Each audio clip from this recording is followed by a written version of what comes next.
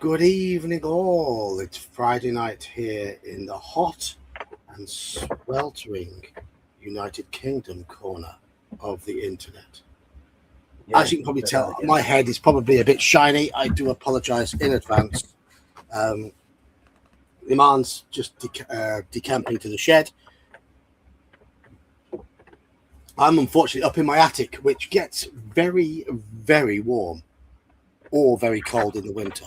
There's no in between. I really should do something to sort that out. Good evening, Thief Keith. Good evening, Wandering. Good evening, Andy. Good evening, anyone who hasn't spoken yet. How are you all? I do have young Iman with me, as is customary for a Friday night. That's per usual. I mean, after all, it's how I came to know you. It is indeed. Hello, Daniel. Daniel, have you had your scans yet? I was about to tell everyone Daniel won't be doing a stream tonight because he's got various important things going on in the medical world. It seems that way. Yeah. So let us know if you've had your scans yet, or if you're waiting for results or anything like that. Hello, Wayne. Hey, fucking hell, man. It's so hot. Even in the shed, it's still hot. It is stupid, isn't it? It's stupid. I've just got done going home. Okay. Might see you towards the end then. Any news you can share with us? Anything they can do to help you? Other than give you a body transplant? I don't know. I mean, I know he's got cracked ribs, which is just going to be painful for a while.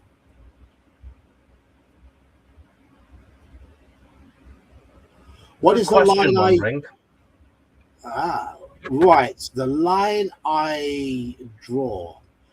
The limit of gore for me is something along the lines of Shawshank Redemption, where there is violence, there is a bit of blood, but it's not gratuitous, and it's like not... people getting shanked, but they're not showing gratuitous amounts of blood spurting everywhere. Exactly. I'm not a big fan of violence in films, and I don't want them focusing on the blood spewing out or the maggots crawling around in the body, that sort of thing. That sort of thing turns my stomach. Maggots is something I'm not a fan of.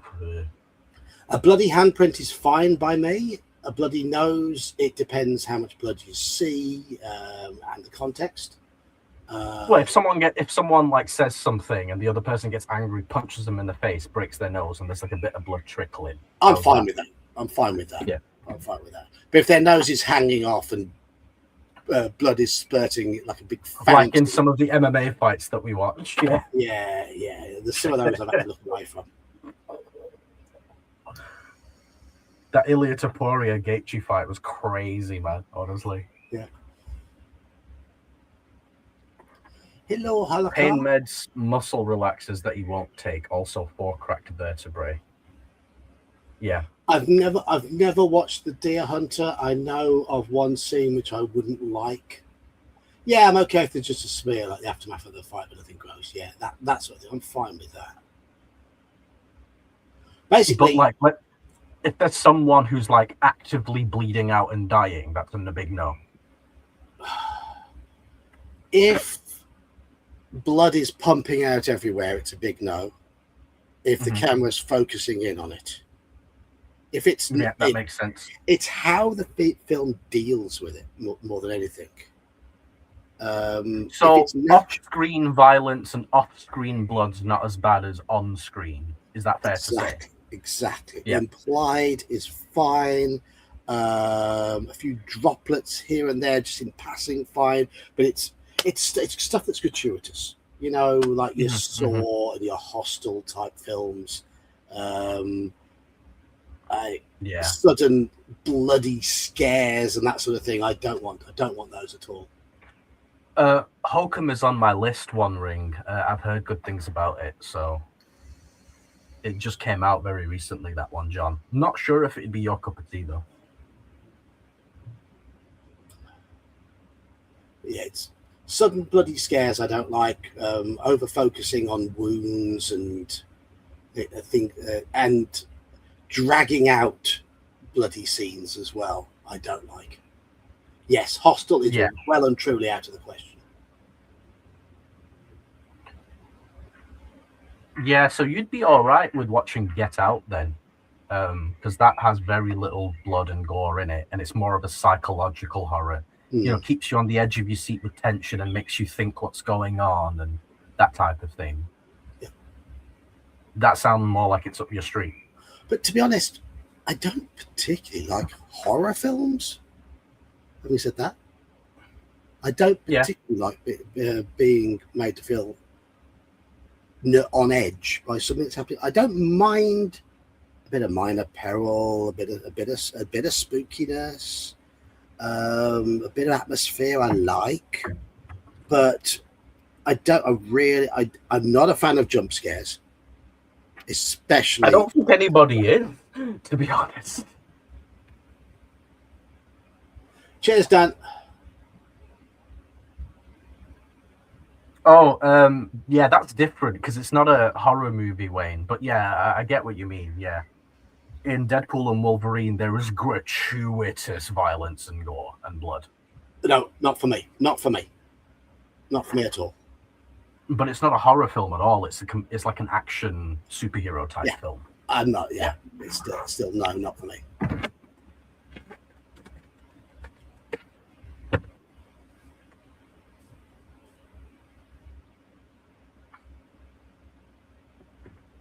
My family have been watching The Boys, and I don't think it's for me either. I don't like a lot of violence. I don't like it when the violence is one of the main subjects of the film. What if the violence wasn't the reason, but it was a means to an end? As long as it's not a main focus of the film and not consistent throughout the film, I don't mind very occasional violent scenes. So let me, like a revenge type movie. Let's say someone gets captured and then they kill their captor. That type of thing. As long as they don't focus on the cutting of the skin and the bleeding and all that sort of stuff, I'd be okay. Okay. I do not want to see a knife being drawn across skin and blood coming out. Anything. Right, I don't want to see that at all in any film under any context. I will not watch, for example, any hospital documentaries even. Right, okay. I don't want to see it. So those sort of scenes are complete no-nos, and no amount of arguing about how good a film is will change my mind on that, because it turns my stomach and makes it unpleasant for me. Okay. Simple as that. I can't help it. I can imagine it. I can describe it. I can read about it. I don't want to see it. Yeah, that makes sense. I can understand that. Oh, Jeb. So, I'm not a big fan of action films. Like I say, Shawshank Redemption is about as violent as I will go.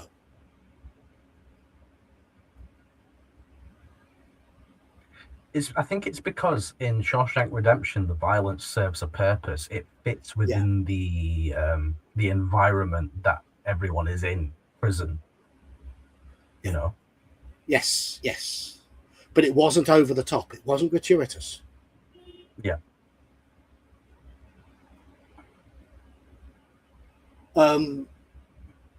Movies that evoke horror, not ones that evoke revulsion. I don't want to see anything that evokes revulsion.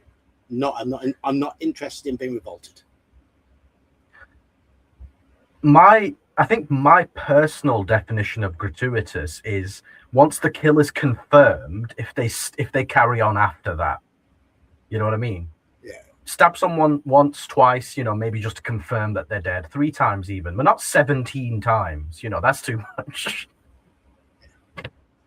That's and then gratuitous is like also showing things for the sake of just the shock factor. Like, oh, look, I just beheaded this person and blood squirting everywhere. Ooh, Yeah, I It don't want to doesn't see it. scare me. It doesn't scare me, but it makes me think, well, what's the point? That's what it does.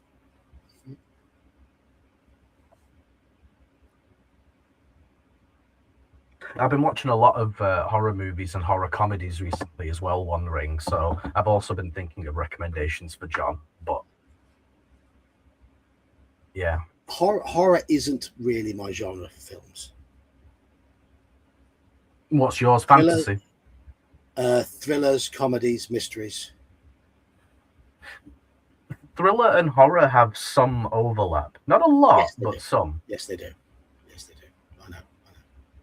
But mystery, I love mystery. See, I've watched a lot of Hello, like thriller hello, and Dungeon Crawling mystery. Hobo. I've watched a lot of thriller mystery, like, the whodunit type things. I think you'd enjoy some of those. I like whodunits. Saving Private Ryan's not for me. I don't want to watch it. No worries, Wayne. I'm not into war films in general for that reason. I don't mind war stories. So, but the big battle scenes,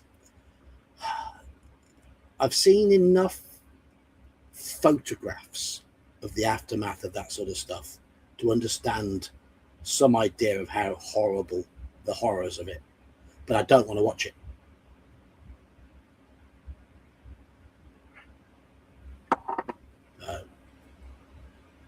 And I've done a lot of reading about that sort of topic. So that conjures up the images that are necessary for me. I'm basically a wuss. And if anyone, if I see somebody else's blood in real life, I turn away. I don't want to know. I don't like people describing their injuries to me either. It's when it gets real. Yeah, it's a strange one. I don't mind the sight of my own blood, which is weird. I think I'm kind of the opposite. Seeing my own blood freaks me out. Seeing other people's, not so much, because I can help them. But if I see vomit or smell it, it makes me want to vomit. Vomit doesn't bother me too much. I don't want to go near it, but it doesn't bother me. There was one time I was at university and this fucking girl was wasted out of a fucking tree, threw up on the seat in front of me, and I fucking nearly threw up and I had to get off the bus just to avoid yakking myself. Disgusting. Nah, I know enough about Silence of the Lambs to know I don't want to watch it. That's fair. Schindler's List is, I think we watched that in high school, It was, we were learning about World War II and stuff, so. It's a film I don't feel like I need to see because I've done enough reading and looking at still photos of things. Yeah, it's effectively just a dramatization of it, What you know of it is more real than the movie ever will be, so. But for the sake of those people who aren't that familiar with it, it might be a good way to get them to start. But you already know about all that, so. Yeah.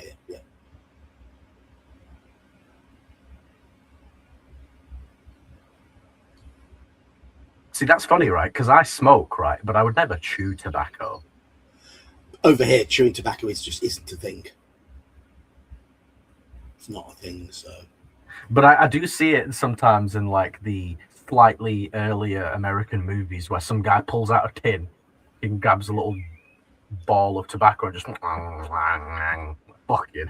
What are you doing? Dungeon Crawling Hobo says he loves vomit. Well, he's a dungeon crawling hobo. I would have thought he'd get used to it by now, Oh, and chewing tobacco. Over here in Britain, chewing tobacco just isn't a thing. I don't know anybody who chews it. I don't even know if it's available. I think it is at like certain tobacconists, but it's not like it's not a done thing, No.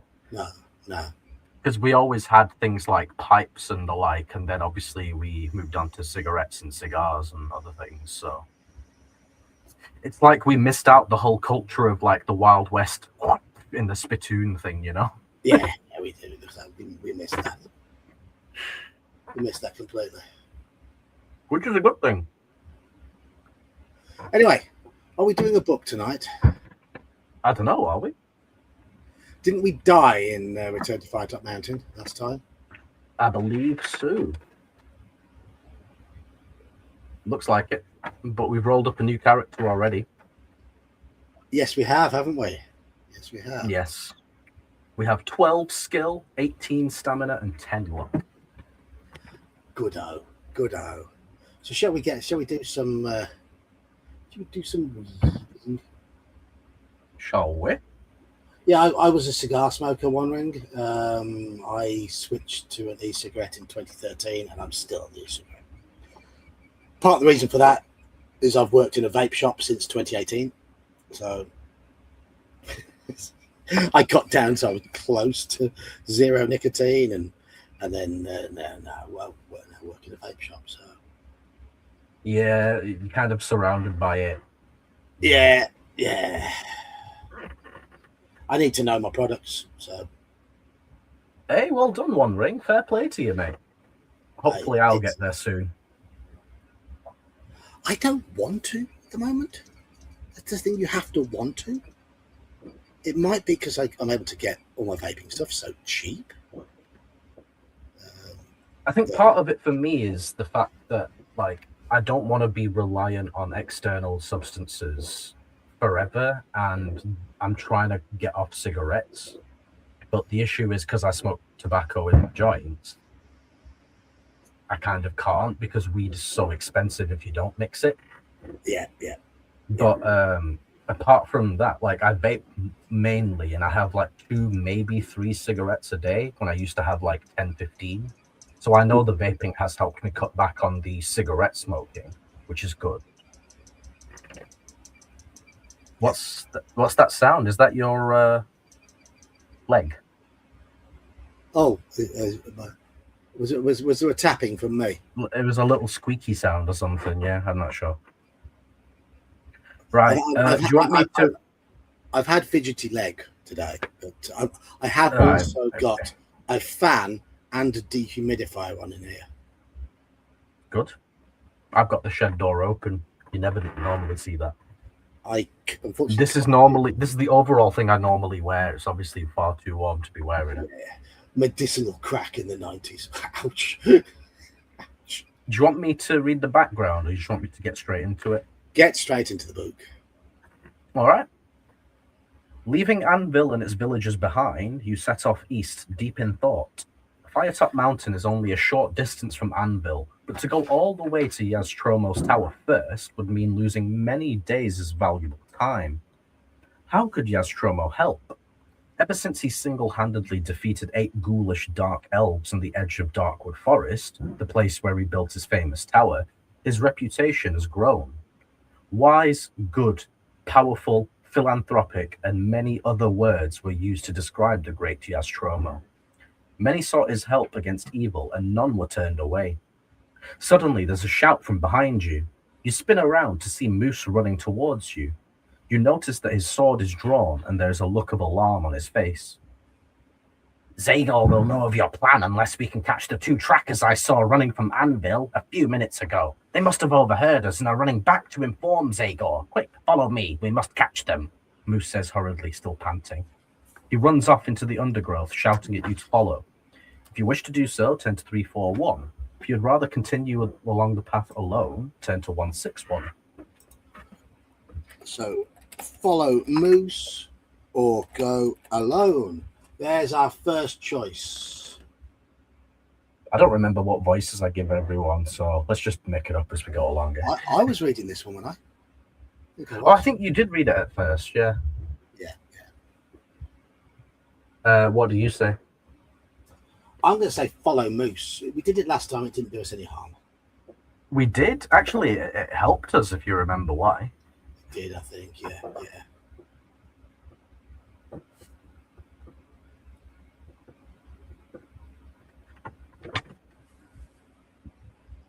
Me. That's 3-1 for follow.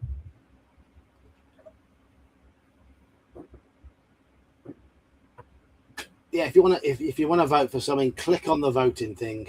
I'll pop the vote up so it saves us counting up the votes in chat, which became a right pain.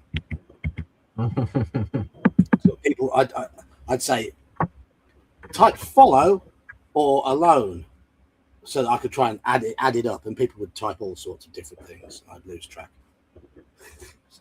Yeah, and it got to that. It got to that point where it was like people would be voting for things that weren't an option just to troll us and things like that, and it's like no. Absolutely, yes. Oh, we're at 4-2 for follow Moose. Okay. I think that's everyone, isn't it? I see 5 people. There's 6 votes, so I guess that's it. We're following Moose. Yeah. That's it. Oh, my forehead is absolutely spewing sweat.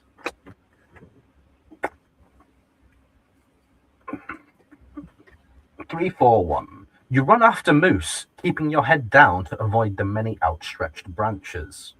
You catch sight of something sparkling in the bushes. If you want to stop briefly to find out what it is, turn to 82. If you do not wish to stop, turn to 267.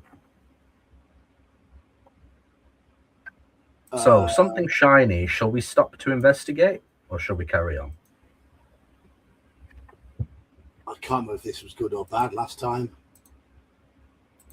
So What do you mean? I can't remember. My It was memory's like the terrible. first. It was the first thing that happened to us in the book. Yeah, I can't remember. I'm old. All right, I'll let you off. What do you say? I'm going to say investigate shiny. I know we did last time. I can't remember if it was good or bad. Good, man. That's 3-1 for investigate shiny. Come on, we're all dungeon crawling hobo in some regard, aren't we? Yes. The loot goblin.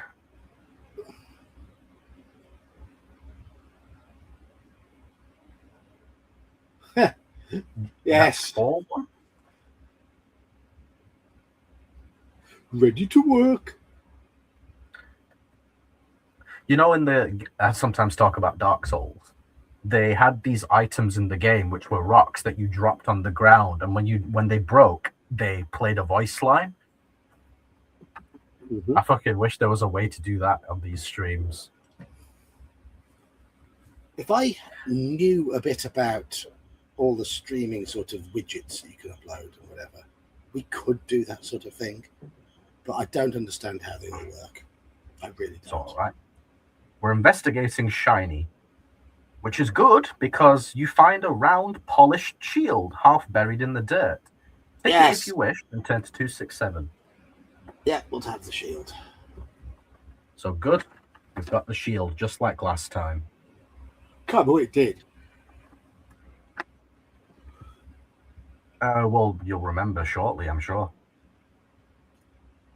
267. You have to run hard to keep up with Moose. He zigzags through the undergrowth, glancing down at the ground occasionally for prints. All at once, he stops and puts his arm up for you to stop running too. You hear a rustle of branches to your left, followed by a piercing howl. Will you charge into the bushes towards the noise or stand your ground?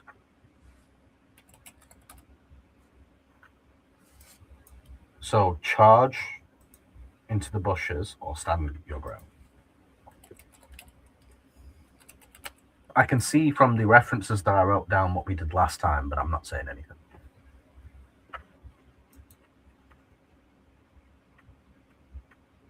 Stand ground. Okay. That's I think your we vote. stood our ground. I think we stood our ground last time. I can't remember if it was good or bad. Oh, looky here. Look what I have. What? Oh! 22 months since you were born. Thank you, sir. I know, right? You're welcome. Thanks, sir.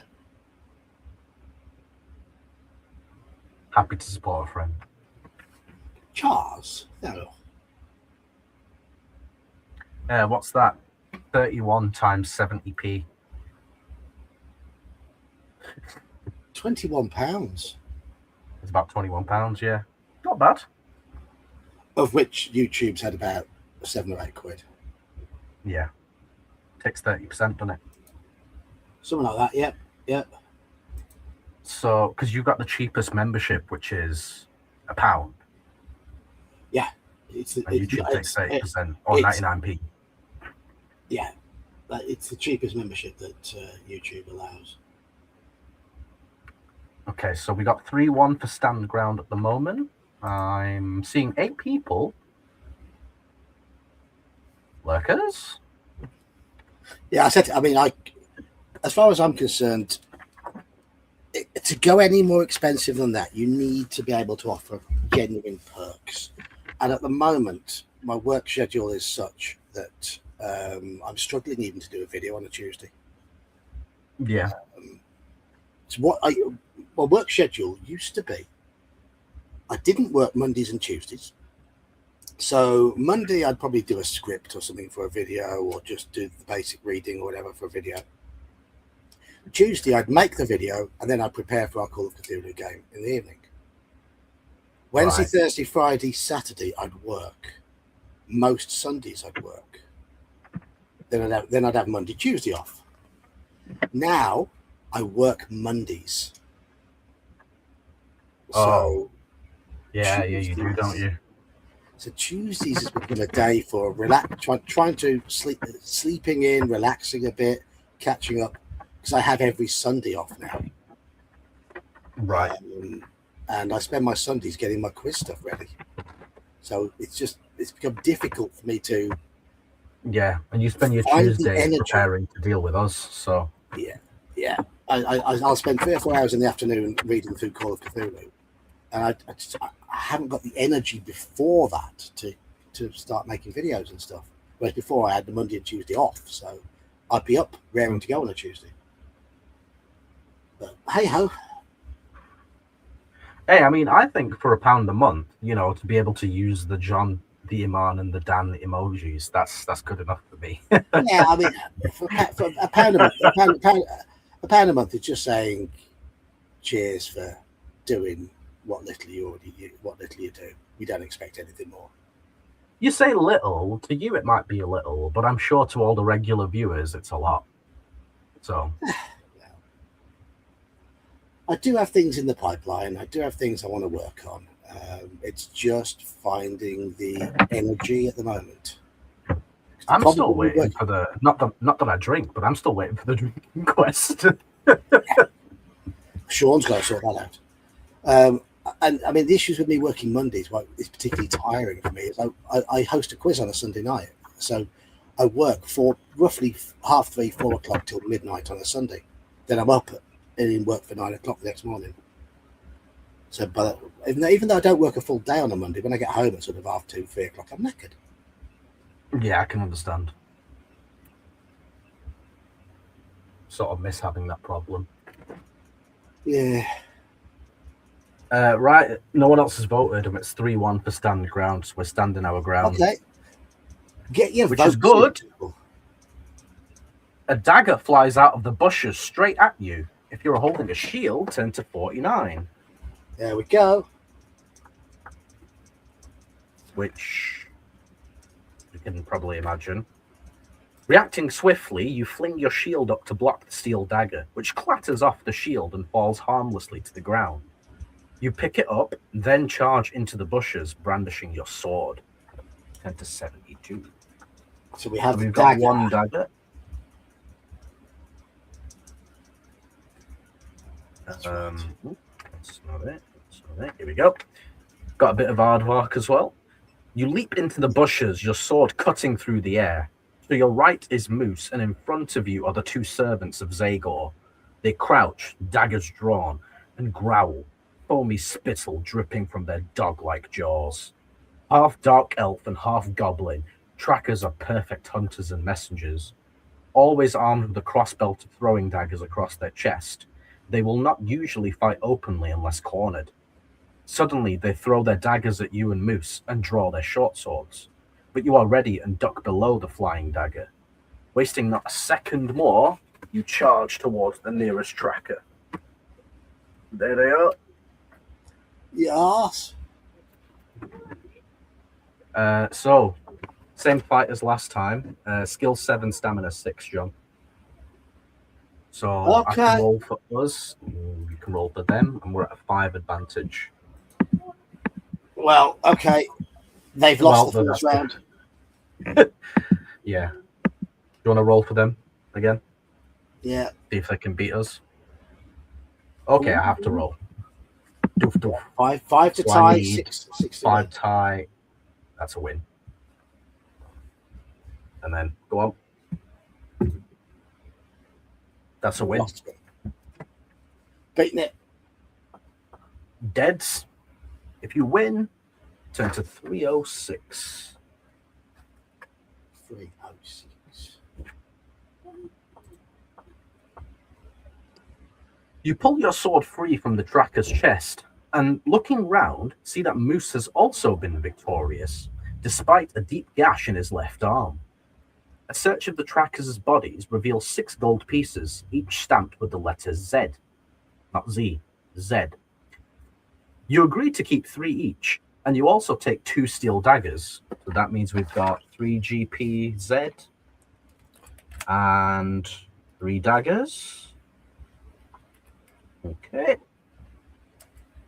Not content with emptying pockets, Moose pulls the boots off the trackers and gives them a shake. A folded piece of brown-stained paper falls to the ground. I'm not touching that smelly thing, laughs Moose. If you want it, you can have it. If you do as Moose suggests, turn to 218. If you'd rather leave the paper on the ground, turn to 106. Now, you remember this, don't you, John?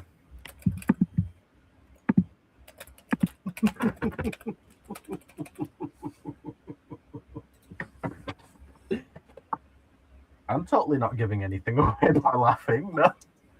I've given a hint. Leave it alone. No, I think you could have made it more obvious, mate, really.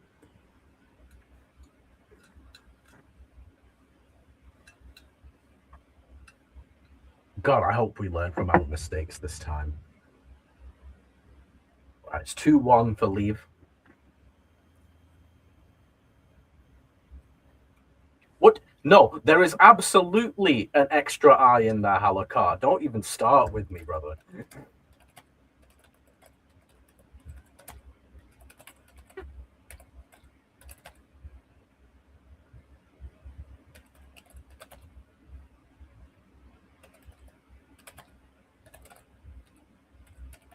Aluminum.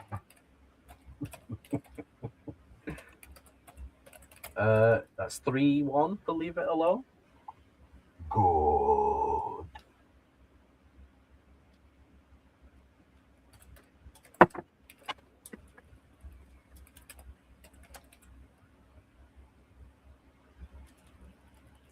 Well, there is a thing. There is a thing here. The officially in the scientific world, they have officially adopted the American spelling of sulfur and officially adopted the British version of aluminium. There you go. It's fair. So well, the reason that we call it aluminium is because every other element has ium. So why would you change it? There were arguments about whether to call it aluminum, or aluminium at the very start. Whereas we've always spelt sulfur with PH instead of F. But it annoys me that we changed that. We changed that, but officially in the world of science, it's aluminium. That is its official name. If you look in the periodic table of elements, it says aluminium. Yeah. That so. But it's like you guys wouldn't say sodium or potassium, would you? You know? No, they wouldn't. So everything should be standardized. That's the whole point of the whole IUPAC naming and the periodic table is everything should be. So there was effectively a trade. There was effectively a compromise. There you go. The original, I will say, in all fairness, the original spelling of aluminium was aluminum. I thought Like when it was first discovered. I thought it was it might be. aluminum. No, I think it was aluminum and then aluminum, but then the British scientists did the correct thing and changed it to aluminium. Yeah. So it has an ium like every other metallic element, or most of the metallic elements. You know, gallium, palladium. You know, they all end in Einsteinium. Yeah, all that sort of stuff. Yeah, you know, Francium. it's just standardization, isn't it? That's all it is. Yeah. But it even sounds right to me saying aluminium. Yes. When I heard aluminum, the first time I ever heard it actually was in Family Guy, and I was like, "What is that?" I had no idea what it was.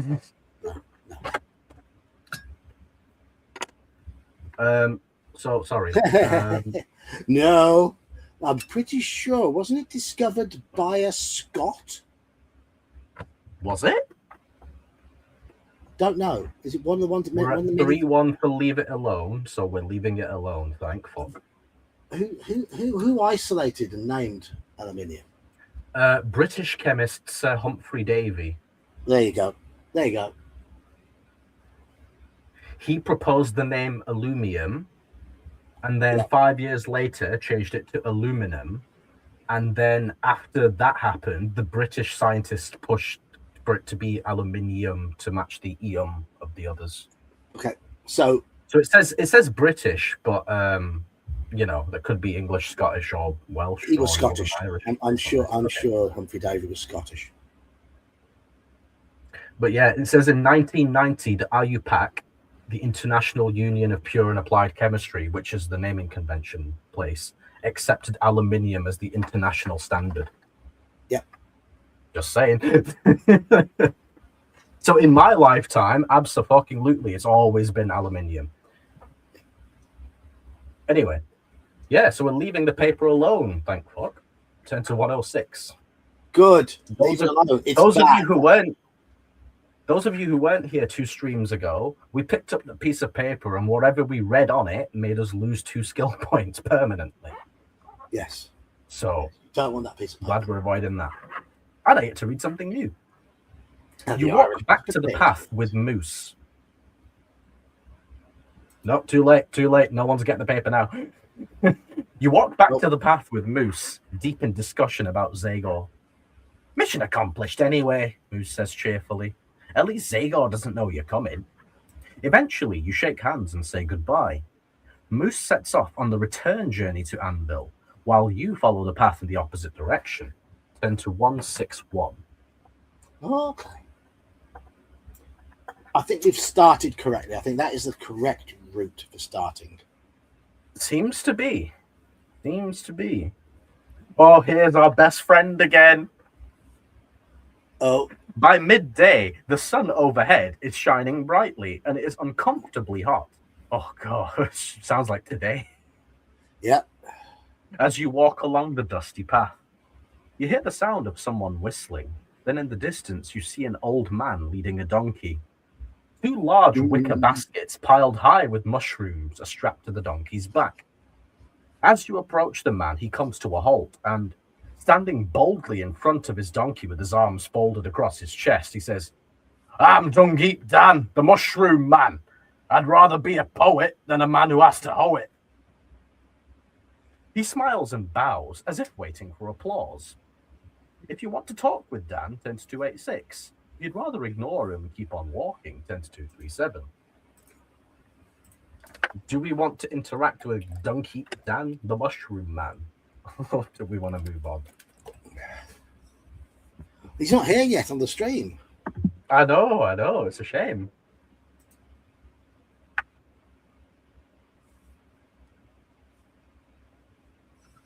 I think we talk to Dan.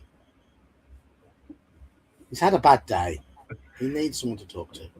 Because you had a bad day. Yeah, no, I'm going to stop there before I carry on. Yeah, he probably will need some cheering up, though, bless him. Yeah. Although, that being said, I'm glad they're finally fucking seeing to him. What's it been? 3 weeks? 4 weeks?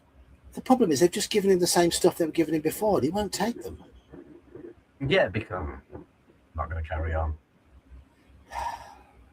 it's one of those, everybody has their poison of choice, and what they've given him isn't his poison of choice,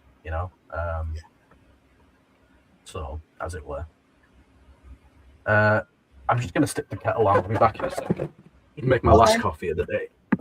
All right, okay. So we mind buggered off to make coffee, so you've got me to entertain you for a little while. I'll see how entertaining I can be. Next Wednesday, hoping, as long as Halakar's still okay to make it and Sean's okay to make it, and hopefully Dan and anybody else who knows anything about the topic, we're going to do a Wednesday live stream starting about 9 o'clock my time, or whenever Halakar and Sean can make it. We'll come up with the times in the Discord. And the idea is that we are going to rank every B series TSR module. And we're going to try and argue for why our own position in the rankings is right. We're going to discuss the modules in a bit of depth, what we like, what we don't like. And if anyone has any particular favorite modules that they want to defend or promote or whatever, they're welcome to come along and join in. So what I'm going to ask both Sean and Halakar to do beforehand is to rank all the modules in that series that they are familiar with. And then we're just going to go through the entire list and say where we've put them in our top. It's actually 13 because there's the compilation one. And why. And see what we come up with. I know what my order is already. You can commit heresy all you like, Halakar. Yeah, B series, BX and BECB. So it's first edition, but it's not AD&D. It's basic D&D. Mensa, Moldvay. That's it. That one. So yeah, BX, BECB. So you've got In Search of the Unknown, Keep on the Borderlands, Palace of the Silver Princess, Lost City, Horror on the Hill. B6 was the Veiled Society. B7 was Rahasia. B8 was Journey to the Rock. B9, Castle Caldwell and Beyond. B1 to 9, which is In Search of Adventure. B10, Night's Dark Terror. B11, King's Festival. And B12, Queen's Harvest. Did you ever play any of the B series modules though? Because they were compatible with AD&D.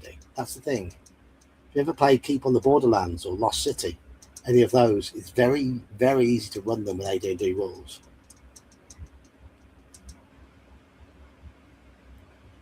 I don't know whether to include B Solo in there as well, because I've never played it, Ghost of Lion Castle.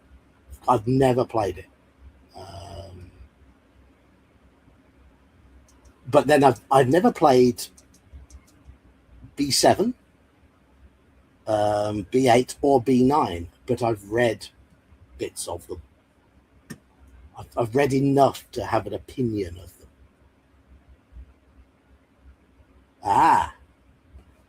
Yeah. What's your favourite AD&D module then, One Ring?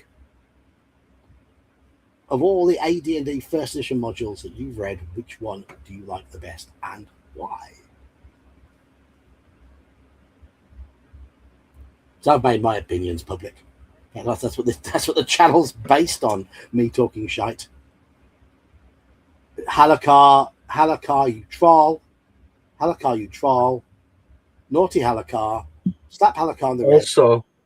Also your favourite, well, maybe not so favourite Asian persuasion. Didn't they put out a BJ? Well, yeah. No. Boy. Are we talking to Mushroom Dan? We are, aren't we? We are, yes. Hello, Robert. Hey, 10 to 2-8. Neutral here. 6. Okay. Let's see what I can't remember what he said. He said something else though. Here we go. You open your mouth to speak, but Dan immediately interrupts with another rhyme. Take a mushroom. I won't tell. When you're ill, it'll make you well. You realize that talking to Dan would be a waste of time. You accept his gift gratefully, putting the mushroom in your backpack. Dan then sets off with his donkey towards Anvil, leaving you to continue east. Turn to 237. Well, he's hinting that will heal or cure poison or cure disease or something. Or something, yeah. Yeah. Right, dun. That's all fine. Dun. Yeah. Okay. 237. Half an hour later, you come to a place where the path splits. If you wish to keep walking east towards Firetop Mountain, turn to 19. If you'd rather turn south towards Darkwood Forest and Yaztromos Tower, turn to 120. Okay, so do we go towards Firetop Mountain or Yaztromos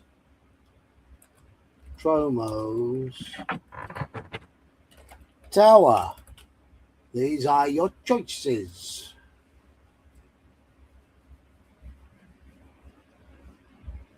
I say Yaztromos Tower. Okie dokie. I think we were on the right track last time. I think we were. We just had a few banes that happened to us. Such as reading that piece of paper and things like that. Yeah. Well, we've avoided one. Yeah. And as far as we know, there's 2 more on this path. Yes. We're just going to make sure we avoid them. Assuming we take the same path. If we take a different path, we don't know. But we'll see. Yeah. Everybody's saying Yaztromo, so let's just move on to Yaztromo. Turn to 120. 120. Oops, gone past it.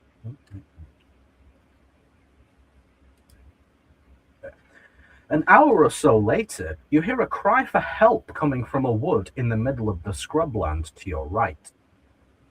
If you want to investigate, turn to 318. If you prefer to keep on walking, turn to 250. I can't remember if this was good or bad.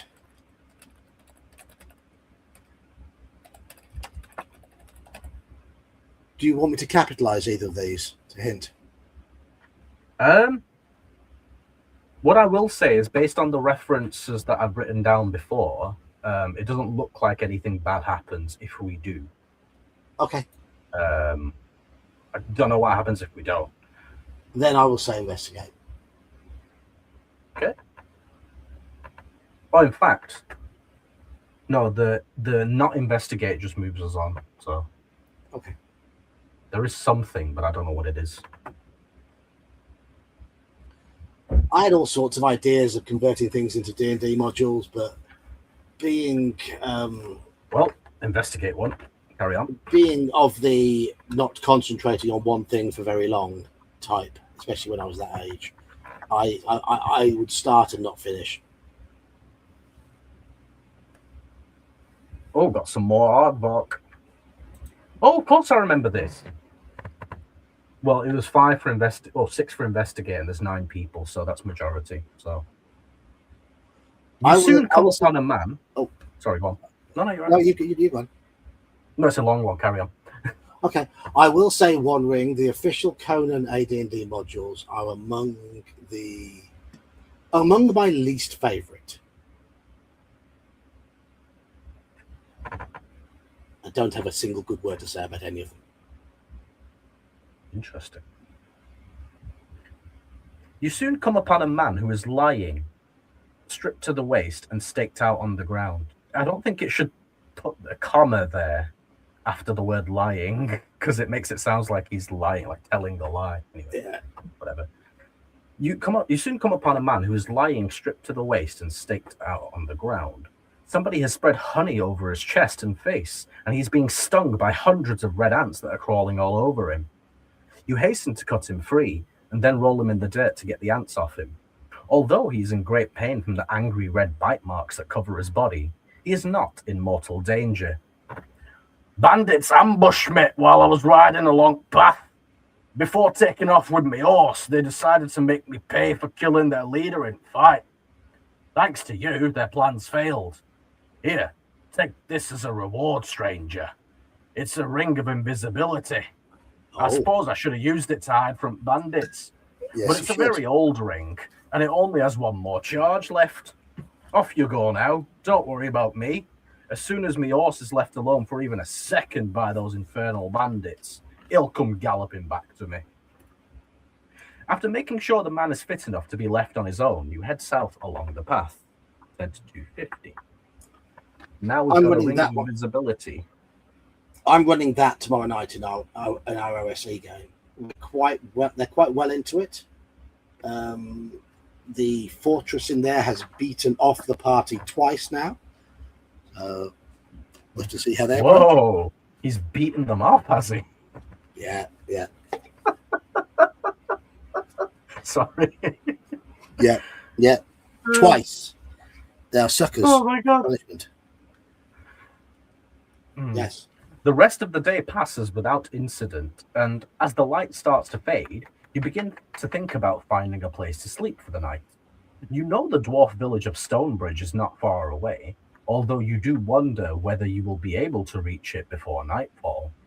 Will you find somewhere to sleep while it's still light, or keep walking towards Stonebridge? Okay.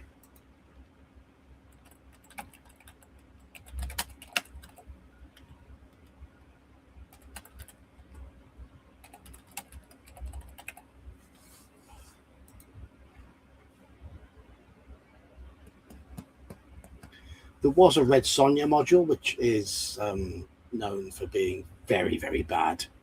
That at least had artwork on the cover, rather than a photograph of Arnie. What do you say, mate? I'm going to say keep walking, because we found something to sleep last time. I don't think it was all that good. I can't remember what happened. There's quite a few references that I've written down. I think things kept happening. Things did keep happening, yes. Let's see. All right, four people disagree with you, John. You're the only one who says keep walking. You buggers.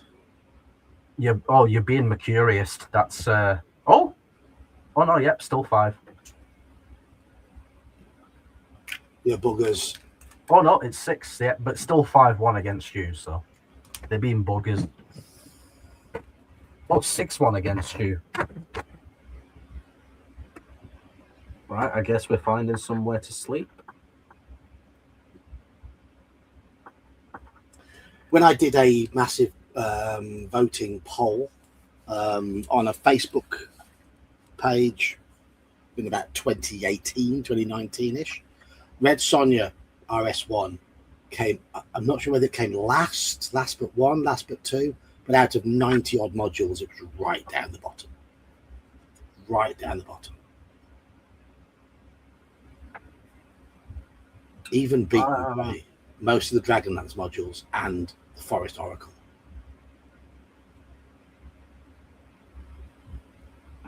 Wow. You leave the path. Oh no, wait, someone voted with you, but it's still 7-2.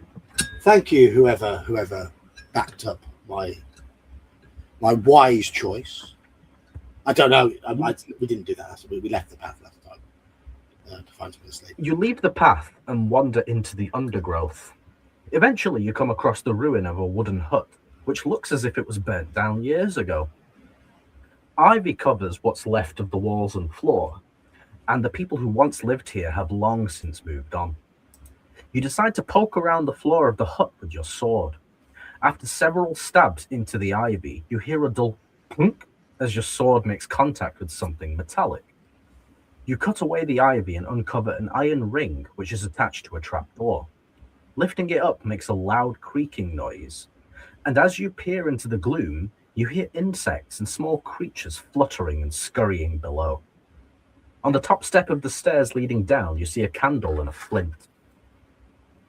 You soon have the candle lit and climb down into the darkness. You find yourself standing in a small cellar with just enough headroom to stand up in.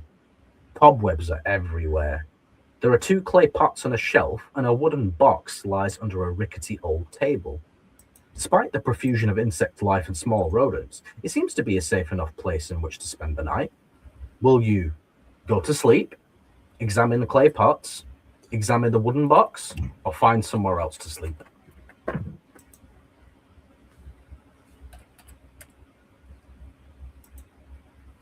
So sleep, clay pot, wooden box, or somewhere else.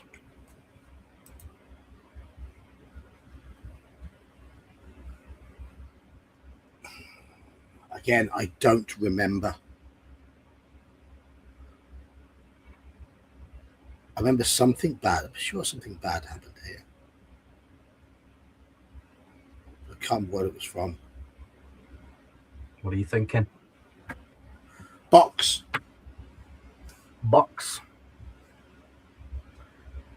All right. I see 8 votes. Fuck off, fly, fuck off. 4 for pots, 3 box, 1 somewhere else. Oh, no. Oh, someone just voted there. It was tied pots and box. It's gone back. I don't know how that's happened.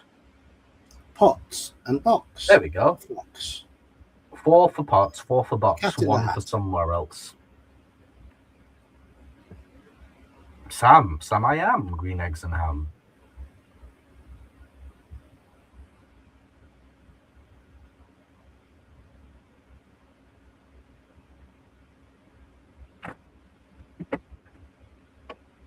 Both. We could do both if you want. We did both last time. We did look in both last time. I can't remember what we got from them. So let's see.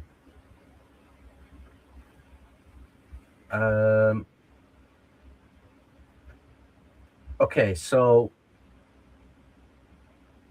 the box contains a small wooden ball and a small wooden brick, which we found last time. Fuck off, fly.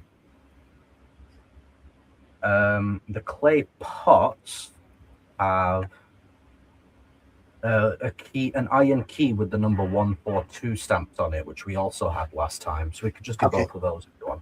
Yeah, we'll do both of those then. We'll do both of those. And now your options are to find somewhere else to sleep or sleep here. Hello, RPG Gen Exile. Right, so sleep here. Oh, no, I'm going to start a poll rather than just put that in chat. Of course. Yeah. Sleep here or elsewhere. Pardon me. Okay, so good news is I didn't rub anything off the character sheet. So we've now recovered all of the items that we had on the last run. Okay, good. I'm going to say sleep here because I think we went to find somewhere else last time. I believe so. You want to sleep here, do you? That's might be brave of you. Not sure. I don't know. I genuinely don't know. It's 50-50. 50-50 for sleep here and else we're here. Oh no, someone else voted for else we're here.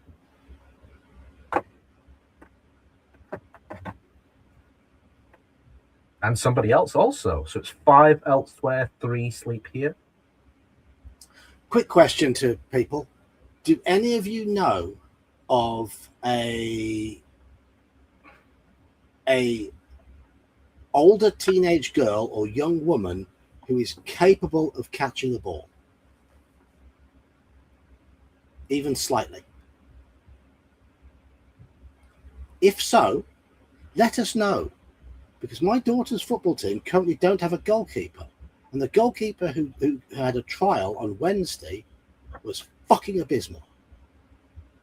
Because she couldn't catch anything. Oh. Well, I mean, neither could Neuer against Ecuador. No, that's true. That's true.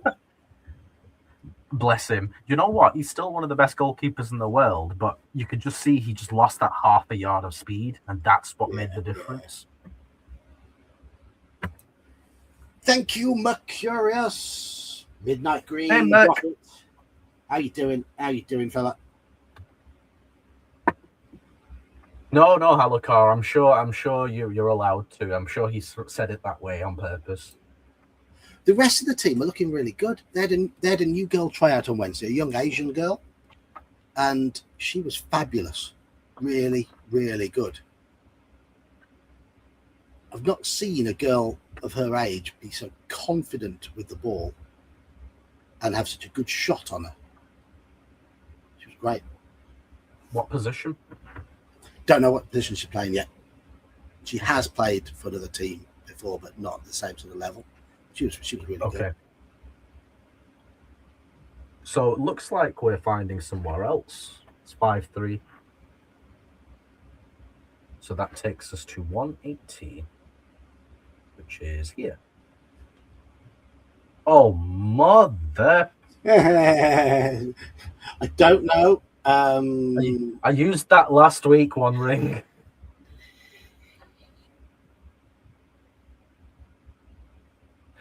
Oh, fucking. You ready for this, John? What elsewhere has won? Yeah. You leave the ruined hut and walk over to some rocks, hoping to find a safe place in which to sleep. To reach the rocks, you have to walk through a patch of plants that are red in color. The same fiery red that made Firetop Mountain famous. On brushing the plants' long leaves with your leg, you become aware of a very sweet smell in the air. You immediately feel relaxed and very tired. So tired, in fact, that you cannot keep your eyes open a moment longer. You topple to the ground in the middle of the sleeping grass, capitalized, and you fall into a deep sleep full of vivid dreams. Test your luck. Oh. We've got 10. Yeah, we've passed. That's a pass. We are lucky. So we turn to 150. We were lucky last time as well. Yeah. But we had 12 luck last time, so. We don't have as much luck to play with this time. No. You wake up the next morning feeling as though you have slept for 100 years. Regain 2 stamina points. Still yawning, you walk back to the path and continue southwards. Turn to 238. Okay. I don't know about you. If I feel like I'd slept for 100 years, I think I'd feel decrepit as fuck, you know? Yeah. I do already. Oh, not this shit again. Hey, Andy, if you're still here, you get to listen to my Scottish, Irish, Welsh accent. Oh, is it dwarf time? It's dwarf time. A brisk 3-hour march brings you to the outskirts of Stonebridge. You walk into the village and are met by 2 dwarfs. News travels fast in the Lancia, for one of them says, "Welcome, stranger. We have been expecting you." Seeing your puzzled look, he continues, "A messenger bird brought us the news from Anvil, and we wish to help you so that you can meet Jastromo. It is your good fortune that you came to visit us, because Jastromo is not at his tower at present. He has gone to the town of Cad, which is far to the west of Stonebridge, down the Red River. Plague has broken out there, and he has gone to help, but we're not sure if this is of Zagor's doing. We have a fast sailing boat that can get you there in half a day. It is manned and ready to sail immediately. Come now, follow us. We have no time to lose." You follow the... Oh, hang on. Oh, look. Aha. There's the boat. You follow the 2 dwarfs through the village to the banks of the Red River, where a strange-looking sailing vessel is moored. It is about 10 meters long and is narrow, but with canvased racks sticking out on both sides. A 5-meter pole pokes threateningly out of the bow, doubtless a ramming weapon. The mast is tall and curved, somewhat resembling an enlarged longbow. The massive sails flap noisily in the wind, waiting for someone to harness their power. That's what he said. 9 men stand in line before the boat, their faces brown and lined, as all seasoned sailors' faces are. The dwarf points to the men and says, "These men are good friends of the dwarfs of Stonebridge. They'll take you to Cad." Pointing at the shortest man, who is standing at the head of the line, he continues, This is Sack. He's in charge. The helmsman's name is Laurie. The others are Phil, Ian, Stewie, Book, Mark, Neil, and Drew. You greet the crew and climb aboard. The vessel feels very unstable, being so narrow, and starts to rock from side to side. "We're out of here!" shouts Laurie, jumping aboard. The two dwarfs untie the boat as the rest of the crew also jump on board. They rush about their various tasks, pulling on ropes, balancing the boat, trimming the huge sails. The boat pulls away immediately, ploughing through the water at an alarming rate. Ahead, you notice a rowing boat lying upside down and bobbing along downstream. An orc is clinging to the upturned hull. If you want to tell Laurie to slow the boat in order to pick up the orc, turn to 398. If you'd rather sail on, turn to 136.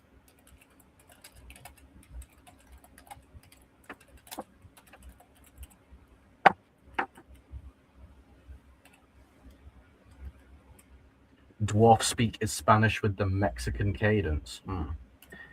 I can't do a Mexican accent, and I asked Nosorian. I was like, he gave me his feedback, and he was like, "That's not a Mexican accent. That's a Cholo accent."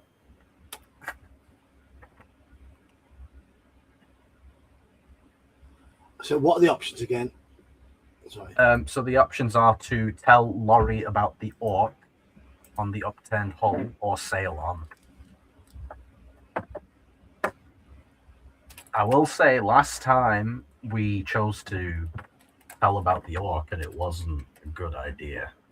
Well, I've put a bit of a hint here. Stunties, yes. Yeah, my brethren.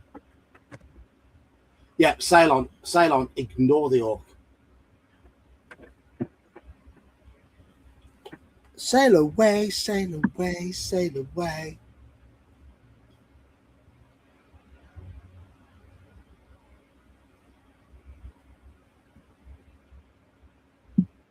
Yeah.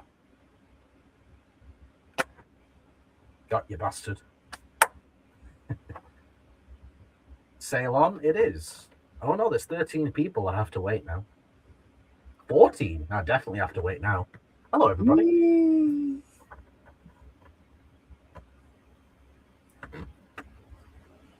How many? 14 people? 14, yeah, and I see 6 votes. Wow. Oh, 13. No, they got scared of me. So, yeah, someone ran away. I don't blame them. Have you seen my face? Yeah, I have, unfortunately. Yeah, I know. Roll for sanity.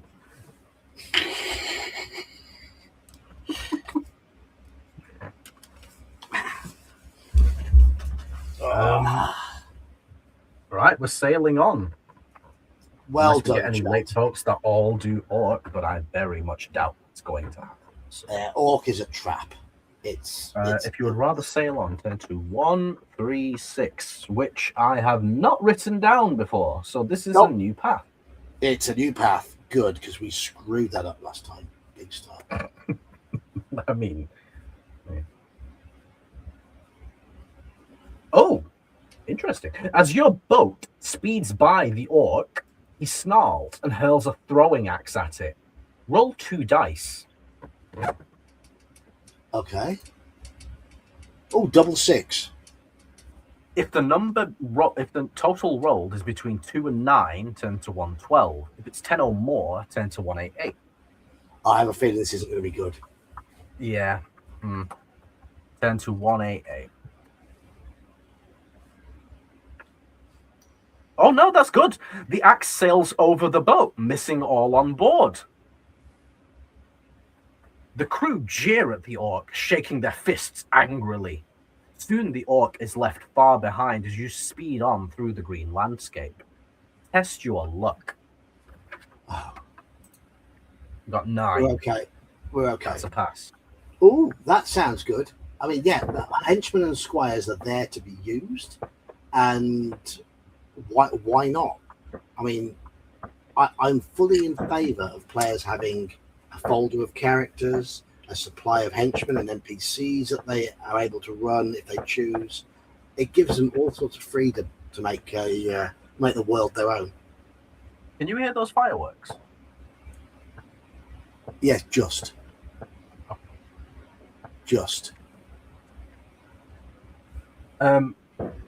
We are lucky, so we turn to 40, which I also You hear them loudly now. Probably because I'm talking. Yeah. Oh, wait, hang on. Have I written this down before? Oh, I have. Right, we just sort of skipped past the fight with the orc, basically.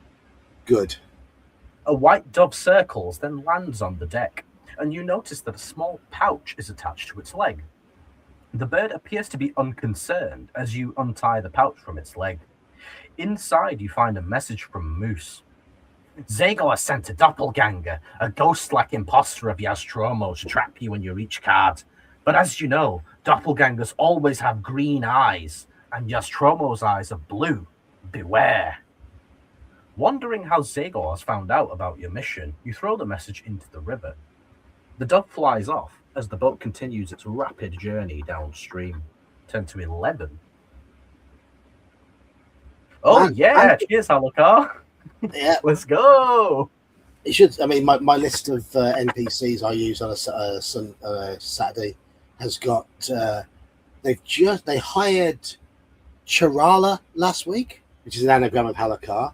Their NPC magic user Koresh has almost reached second level. Their heroic dwarf hireling Wibbs sadly died, and there's. What about Mania? Mania died, didn't he? Mania died as well. Yes, that's an anagram, of course, of Iman. There's two anagrams of Daniel in the party at the moment, who are a pair of elven sisters, and they both proved to be useful. What were they called?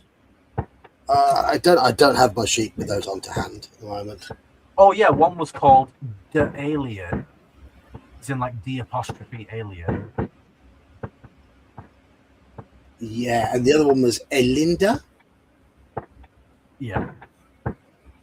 Iman is a 4th level dwarven crossbow specialist. I respect that.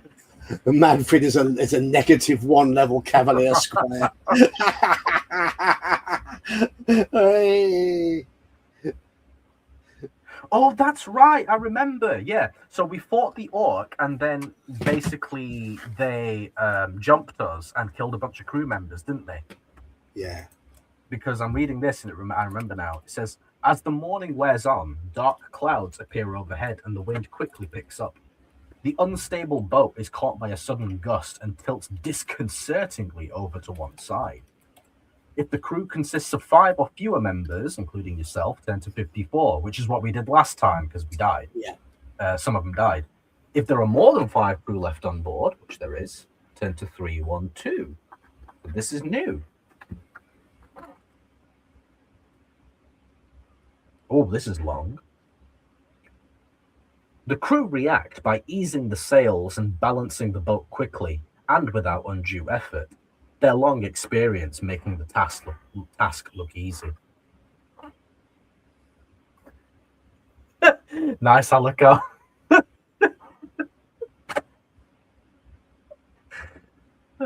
The boat continues its speedy voyage downriver until at last it glides to a halt at a jetty on the riverbank, where a narrow tributary from the north joins the river. You jump off the boat and thank the crew. As they turn the boat around to sail back upriver, you approach the people standing on the jetty. There are quite a number milling around, most of them poor and dressed in tattered clothing.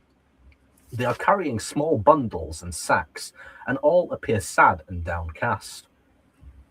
You start a conversation with a tall man wearing a black beard and learn that he is waiting for a boat to take him upriver to Silverton, so as to escape the plague, which is devastating Card. You ask him if he knows the whereabouts of Yastromo. He replies that he last saw the wizard in the town square, mixing potions to give to sick people. The man tells you that if you follow the narrow tributary north for a short distance, you will come to Cad. Turn to 182. I'm just going to load up so people can see. This is a temporary thing. We've skipped out a huge chunk here. just based on the references that I'm reading. Right. This is one of the sheets. One of the sheets I have. I'm just gonna stop sharing that. Just bear with me. And share screen. This is one of my sheets of NPCs.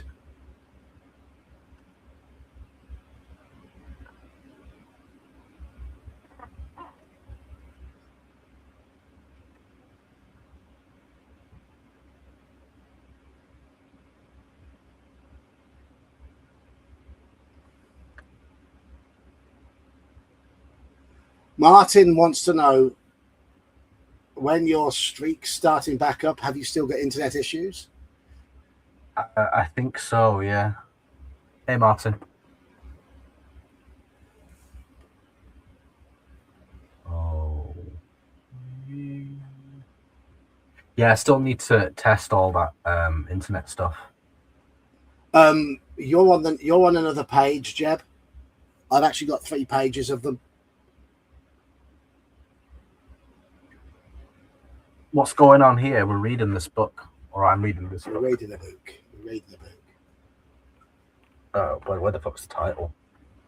Being shiny and hiding. There it is. Return to Firetop Mountain.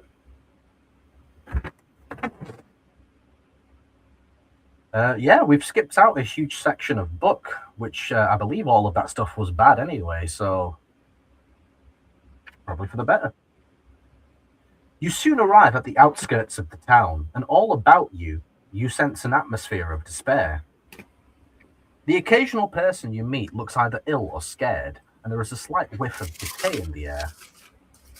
A cart track runs from the tributary to the town gates, and you see an old man walking along it towards you. He is dressed in long, flowing scarlet robes, and his hair and beard are long and white. Here he is. Oh yes, I remember. From 20 meters away, he calls out to you, saying, "Welcome, stranger. I am Yastromo, the wizard you are seeking, I believe." On reaching you, he puts his hand out in greeting. His face is suddenly lit up by the sun as the cloud passes by, and his green eyes sparkle. If you wish to shake his hand, turn to 8. If you prefer not to shake his hand, turn to 159. Okay, so we have shake or not shake. Yeah.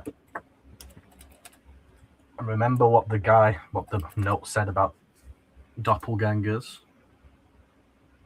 I'm just going to put Jeb's stats in here for...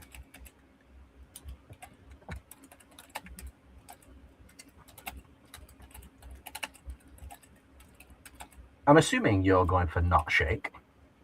Yeah, please. Yeah.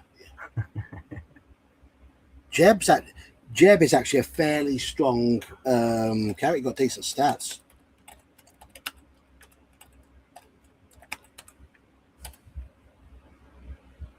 Is Jeb short for Jebediah by any chance? Possibly. I can't think of what else it would be short for. All stats were done 3d6 down the line, so their stats are all over the place. Fucking hell, 17 decks. Yeah.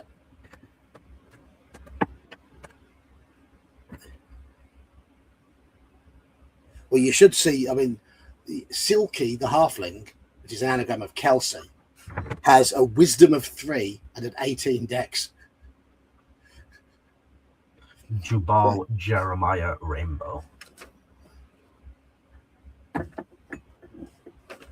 So Jubal Jeremiah Rainbow? That's awesome. We're not shaking.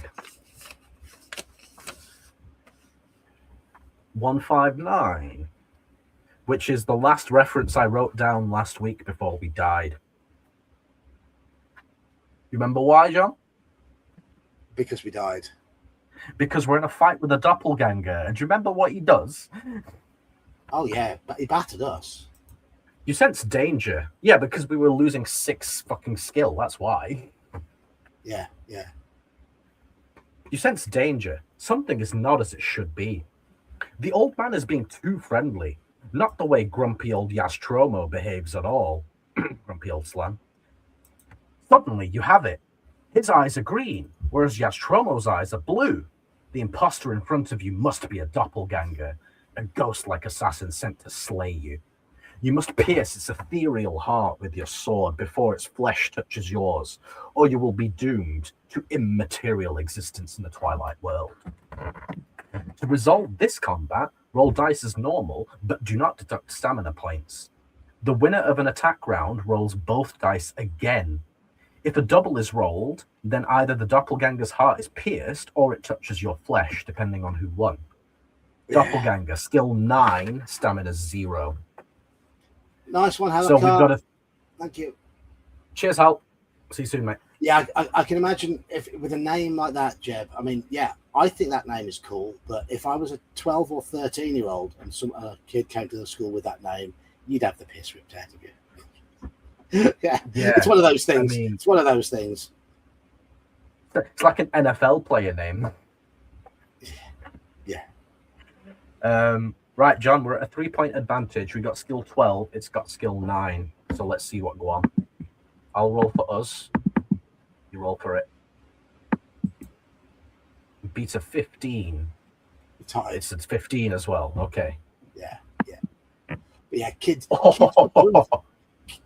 Kids in the 70s and 80s were very brutal. Okay, the winner of an attack round rolls both dice again. If a double is rolled, no, it's not. Okay, let's go again. A beat at 16. That's not beating a 16. Come on, get a double. Fuck. Okay, let's try again. All right, beat a 20. That's not good enough. Come on, double. Yeah, let's go. That's the fight that killed us last time. We actually got a fucking double. If you win, 10 to 3-1-6. We're beyond where we were before in the book. We've officially passed the point where we died last week. Thank fuck we weren't losing all that skill. That's all. Yes.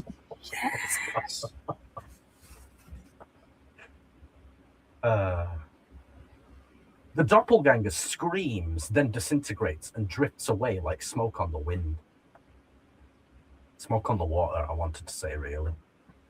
You sheath your sword and breathe a deep sigh of relief. A deep purple. You walk quickly into town and make straight for the town square. There, you find a crowd of people huddled round a lone figure. An old man with long white hair and a white beard and wearing scarlet robes.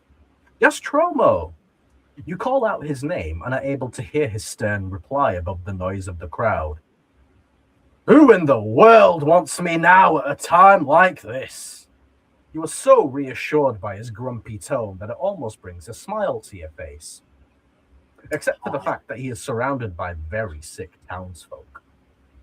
You tell him your name, and you ask him to spare you a few minutes to help you prepare for your coming ordeal with Zagor. Zagor, he shouts. If I hear another person utter that infernal warlock's name one more time, I'll turn them into toads. Yastromo waves his arms around and indulges in some unwizardly cursing, until finally he calms down and says, Now, my good people of Card, pass this potion of mine amongst you, and you'll soon be as fit as firefoxes. I must go and see to this young whippersnapper who has just barged in unannounced. You walk away from the crowd with Yastromo, telling him of your quest and asking for his help. Well, as you can see, my help is needed here, so I'm unable to accompany you. You'll have to face Zagor alone, and since he is stronger now than he was 10 years ago, you will need to call upon superhuman forces to combat his extraordinary magical powers. You must find the elementals. Only the elementals can save you from certain death when fighting Zagor. Their material form is that of dragon's teeth cast in gold, each stamped with a number. Each tooth has a special power, but you must learn the magic word that releases their elemental powers. Then it will simply be a matter of throwing the teeth on the floor in order to activate them. Curiously enough, you'll find the dragon's teeth inside the labyrinths of Firetop Mountain. It is part of the price for invoking the Raise Dead spell that its user must offer the chance of his own demise. But, as you would expect, Zagor has hidden the dragon's teeth carefully. You'll need at least 2, but the more the merrier, as they say. Now I must return to my patients. Gastromo gives you a hearty slap on the back, then returns to the sick people of Card. He stops for a moment, looks back at you and says, "Go and see Zoot Zimmer in Hobnail Street. He's got a giant eagle that could fly you to Firetop Mountain. Oh, cool. And it might be worth paying a visit to Deep Sea Dowland's store in Pudding Street. He's got some useful items in there. Here's some gold to spend." Yastromo hurls a leather pouch in your direction, then turns to his ailing townsfolk without waiting for you to thank him. You set off without further delay, heading for Pudding Street. You find Deep Sea's store at the end of a row of shops. Sitting outside the shop is a small boy who is playing with some wooden bricks. If you want to talk to the boy, it's enter 233. If you'd rather enter the store without delay, it's enter 345. So we actually have a small wooden brick. We do, yes. And there's a lot of exposition there. Yeah. Talk to a boy, or... It does not say how much gold you give us, but I'm just going to say leather pouch, GP. A hallucination-inducing toad or poison. Well, don't a lot of the poisonous toads also induce hallucinations, and vice versa? Yeah, the natural form of DMT is produced by the toad. All I know is you don't even touch the skin of is it the golden arrow tree frog? Is it the golden, or is it golden dart or golden arrow or something The like that? poison dart frog is what you're thinking of, probably. But it's a yellow one, isn't it? It's a yellow There's poison dart frog. Yeah, see, One Ring had the same idea. I know about the poison dart frog because of Metal Gear Solid. Let's go. Yeah. You don't even touch the skin of it, 'cause it'll kill you. Yes. So in Metal Gear Solid 3, there's a mechanic where you can capture animals, dead or alive, and keep them for food. And if you eat a poison dart frog, it poisons you, obviously. Yes. But the funny thing is, you can capture one alive and then throw it at the guard, and then if it touches the guard, he gets poisoned and dies. Yep. That's quite funny. MGS3, one of the greatest games of all time, One Ring. What did you vote, John? Sorry, are we talking to the boy? Yeah, talk to the boy. Talk to the boy. Talk to the boy, because the base ain't listening. I see 3 votes, 8 people. Have you all gone to sleep? Was it that long exposition that put you all to sleep? Probably. It's also the heat. So poison dart frogs, they're like a crimsony red mixed with some purple on their legs, I believe. I always thought it was the golden ones that were the most deadly. No, there definitely is like a golden arrow frog or something that's very similar in terms of poisonous. I'm typing in now, most deadly frog, the golden poison frog. Okay. Yeah, it is the golden one. The ladder climb, One Ring. The ladder climb was notorious. I tell you what, it's so funny, right? Because when I was a kid, that felt like it took forever. The golden I was an poison adult. frog. Was it the golden poison frog, also known as the golden dart frog or golden poison arrow frog? Yeah. So you were right. Yeah. But yeah, the poison dart frog is named so because they used its poison for poison darts. Yes. Who'd have thought? Not to be confused with a poison fart dog.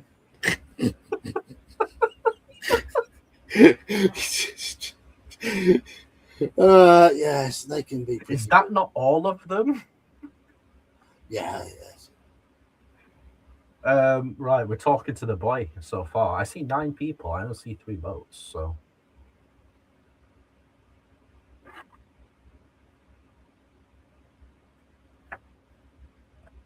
okay, we're talking to the boy. I'm gonna talk to him. I'm writing it down. That's 233. Oops, that's too far. Oh my fuck! I read the wrong reference there. Oh. You say hello to the little boy, but he doesn't look up from his toys. If you're looking for deep sea, he's not here, the boy says sulkily. But if you give me a wooden brick for my set, I'll go and fetch him. You're amazed by the boy's cheek and feel like clipping him round the ear. If you have a wooden brick and are willing to give it to the boy, turn to 116. If you do not have a wooden brick or do not wish to give it to a boy, turn to 44. So we do have one. Should we give or not give?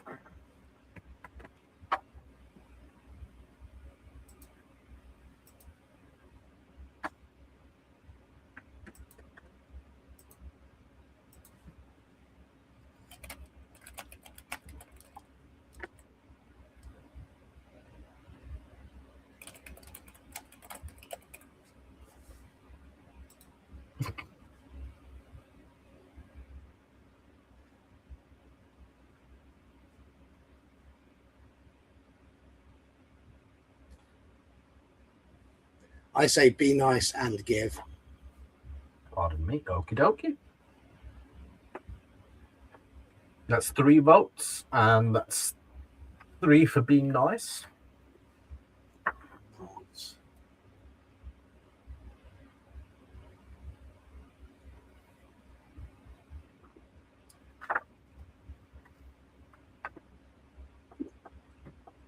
I'm just gonna get myself another beer. Just get myself a beer. Oh. Back in a minute. No worries. You're all stuck with me.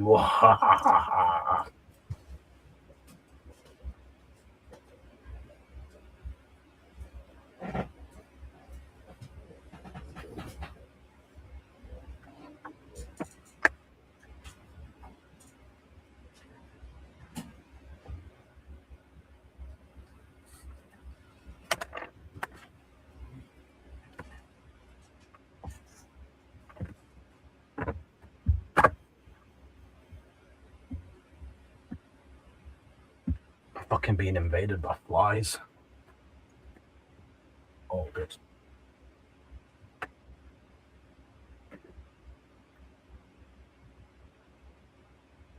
One Ring. I'm scared to ask what that is.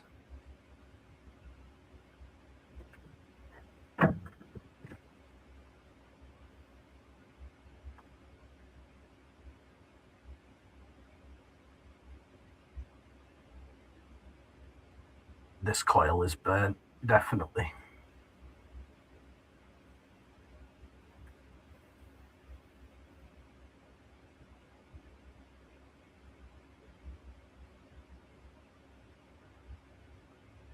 Look up the early 90s Nick show, Salute Your Shorts. As in Nickelodeon?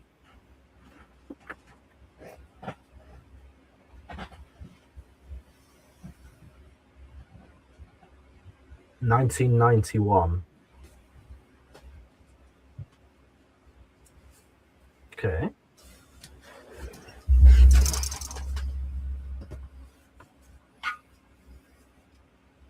Right. The earliest I remember of Nickelodeon was Kenan and Kel, because I was born in 1994. I vaguely remember those names. The 2 black teenagers who were always getting into trouble. But The theme song was done by Coolio, who did Gangsta's Paradise. I vaguely remember the names because they were shown as part of another show on British TV. But yeah, I think it was the Miranda show. I don't know. Anyway, well, we're being nice. I was in my and giving, mid-20s then, so we're being nice and giving. So I'm going to cross that off now, the small wooden brick. Okay. The boy's face lights up when you give him the wooden brick. He jumps up and runs off, returning in a few minutes with a rather tubby old man who is chewing on a chicken leg. He is wearing a white apron and seems to be a jolly old soul. What voice should I give him? I don't know. Let's make him posh. Why not? The shop's closed this afternoon, he says with a smile. But seeing as you gave a present to Deep Sea Junior here, I don't mind opening up specially for you. He opens the door and you follow him into the rather dingy shop. Obviously, many of the objects have stood here for years, as they are thickly coated with dust. There's a stuffed bear, some juggling clubs, hoops, large vases, shields, lanterns, boxes, carvings, statues, paintings, bottles, urns, jars, books, maps, clocks, wigs, games, boots, and hanks of different coloured rope. I did not know a hank was a length of measurement. Is it? It says hank, as in like the name, but like pluralized. Hanks and hanks of different coloured rope. Okay. Yeah, I'm just going to quickly check that. Hank of rope. Yeah, okay, that is the thing. Interesting. A hank of rope is 100 feet. Okay. Today we learned, John. Let's move on. Excuse the mess, says Deep Sea. I must get around to clearing a place up one day. But people usually find what they are after in Deep Sea's store. That they do. The king of string, they call me. Now, how much have you got to spend? And what do you want? You open Yastromo's pouch and empty the contents onto the countertop. You count out 15 gold pieces and decide to keep back 5 and spend 10. You ask what might be useful for dungeon exploration, and Deep Sea replies, here's my list of equipment for that kind of foolhardy. Oops, sorry, that's not his voice. You ask what might be useful for dungeon exploration, and Deep Sea replies, here's my list of equipment for that kind of foolhardiness. Everything costs 2 gold pieces. Choose what you like. He shows you a slate on which the following items are listed in chalk. You might want to type these out, John. There's quite a few. Okay. Do we know how much is in that pouch? Or I can do it. Yeah, he says there's 15 in the pouch, but we're choosing to spend 10. And everything costs 2 GP, so we can get 5 things. I'll just type them out. No, I was going to break them down into multiple poles. 1, 2, 3, 4, 5, 6, 7, 8, 9, 10, 11, 12. There's 12 things. We could do 3 polls. 3 polls, yeah. And then whatever's left over, we could do, I think, 2 more for that. Okay. Right, first 4 items. Right, lantern, rope, hammer plus iron spikes, or garlic. So lantern, rope, hammer, and iron spikes. That's all one, or garlic. Okay, this is the first vote. Pick one of these. We can get 5 out of the 12 items. We have 3 votes from each 4, and then I'm going to put the next most popular ones in another vote. Yeah, good idea. What do you say for this one? Rope. You want a hank of rope? A hank of rope, yes. It's interesting because we've always just referred to them as length of rope, right? Yeah. I want to remember that term for use in my quiz on Sunday night. Yeah. Hanks and hanks of different coloured rope.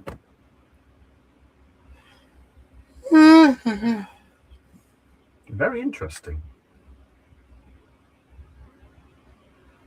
Right, we have 2 votes for rope, 1 for hammer and spikes. Can you knobheads fuck off out of my shed, please? Flies.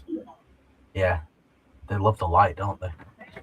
They do, yes. But I'm keeping the door open because it's still way too hot if I keep the door closed. Yeah. I mean, look, I'm not even wearing a freaking hoodie. Never mind the overall. I can now When do you feel my bare arms? yeah. For the first time all night, I can actually feel my fan now. It's blowing cold air rather than hot air. Oh, that's good. It's about time. It's Okay. cold, cool air. Let's take the rope for one. Okay. What came second? Hammer and spikes and garlic are tied, so. Okay, they can both go in another vote. Right, no problem. So mirror, axe, water bottle, magnifying glass.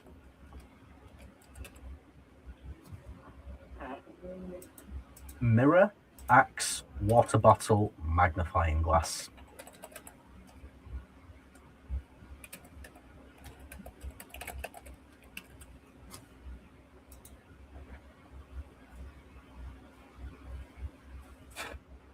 What do you reckon? Okay. I'm going to say mirror. Mirror. Okay. We only had four votes in that last poll. Yeah, Come I on, think people Cat. Must be I me. know Halakar's gone home from work.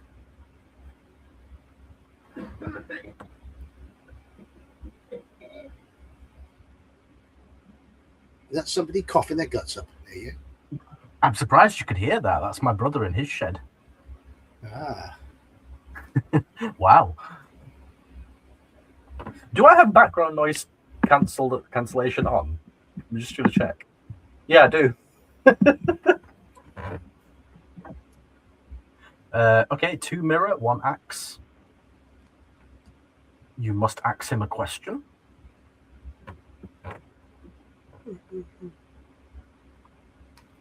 Mirror is winning, but we could do with more votes. So 8 people in chat, get your votes in. 9 people in chat, more votes. We're voting for equipment to take in a dungeon adventure. So Pick what one of happened? the Lantern did not get any votes. Lantern has been eliminated. Water bottle and magnifying glass have not got any votes. Water. I'm just writing those down so then I know we'll choose the ones that actually had a few votes for the next ones, if you get what I mean. Okay. Yep. Mag glass. All right. Oh yeah, 3 mirror, 1 axe. So that's mirror sorted. Next 4 or last 4, I should say. Last 4, and axe goes into the second poll. Sure. So quill, ink, and paper as 1.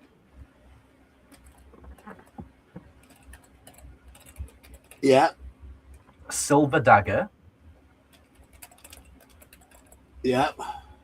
Leather gloves. Yeah. And healing balm.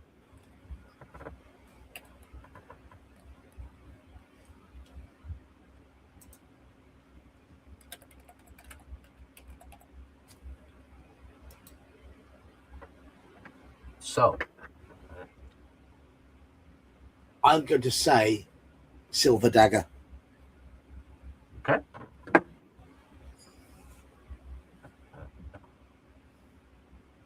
Anyone who's ever encountered a werewolf knows what I mean. Yeah, I was thinking it didn't specify the daggers that we found earlier were silver, so they're probably not. Probably not, no. That's 2 votes for silver dagger. Yep. 8 people in chat. Let's see some votes come in.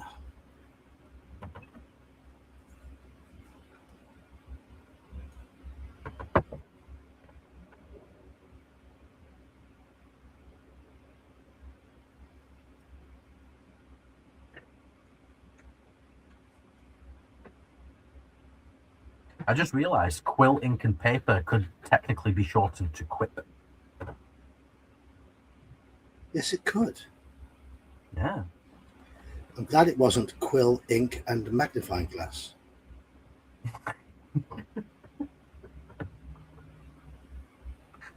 Yes. Quim. Okay.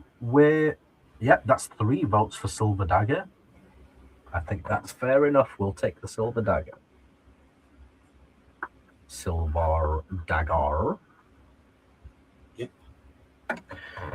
Okay.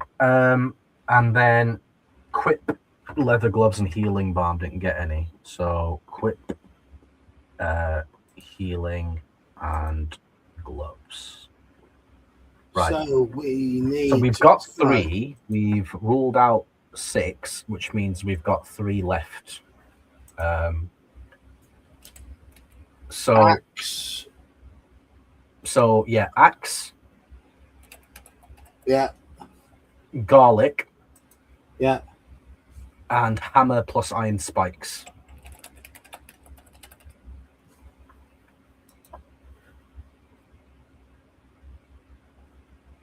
I'm going to say hammer and spikes. Okay. It's pure guesswork. It's all of these we don't be useful. We have no idea what's going to come up, so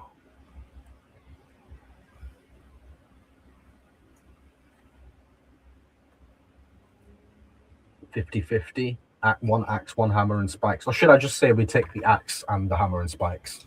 This is my beverage of choice tonight, by the way. Beavertown neck oil. Neck oil? Yeah. Yeah. The fuck? Oh, hammer and spikes says 2 votes. Axe has 1.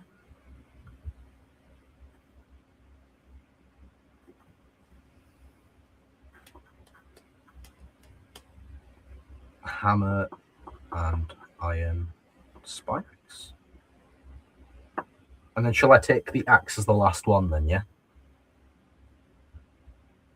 Yeah. Did you know that golden poison frogs are non-toxic in captivity? Really?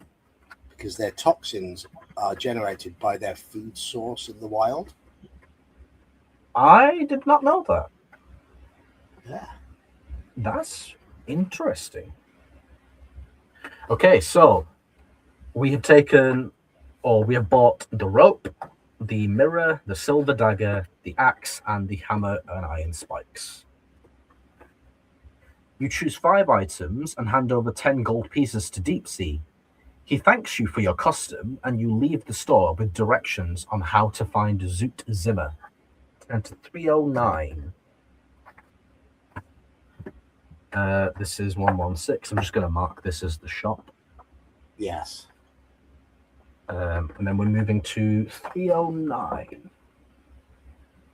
And we're coming near the end of the stream, so we'll probably just do a few more, yeah? Yeah. Hopefully it won't be quite as warm next week.